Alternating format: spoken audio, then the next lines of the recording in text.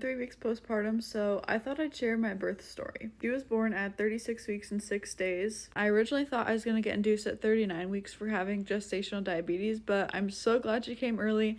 I didn't really have to be induced. Was put on Pitocin, but I'll get into that a little bit later. So it was 2 a.m. Woke up to go to the bathroom and I rolled over and it felt like I peed myself, and I was like, okay, maybe I just really had to pee because I was getting up to go to the bathroom anyways. I went to the bathroom, got back in bed, and it happened again. So then I went back into the bathroom and my water was just leaking everywhere, and I was not expecting this. I was kind of in denial, so I was like, is it really my water breaking? Then I started having a little bit of contractions. They were like 14 minutes apart, and eventually they got to like 7 minutes apart. The app I was tracking the mom was like, you should probably start getting ready to go to the hospital. At this point I was still in denial, so I got up and started getting ready, and eventually I decided that I probably should go. This was at like 6 a.m.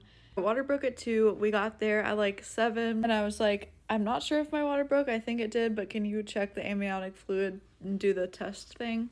And as soon as they put the dropper on the little test strip, it immediately turned blue, and the doctor's like, yep, your water broke. At this point, I was 3 centimeters and 60% effaced. Whenever I got there, they started timing my contractions, which the contractions were kind of slowing down, so they wanted to put me on Pitocin. So they transferred me up to a room. I got put on Pitocin. This was probably like 8 o'clock. I forgot to say, before I was put on Pitocin, the doctor came in and was like, have you ate yet? You're gonna need all the energy you can have. And so they gave me the menu for the cafeteria. I was like, what can I order? What am I allowed to order? Because, you know, I have gestational diabetes. And she was like, it doesn't matter. You can order anything you want. So I ordered a hamburger. And so I ate that, and then they put me on Pitocin. And I feel like the contractions started back up pretty quickly.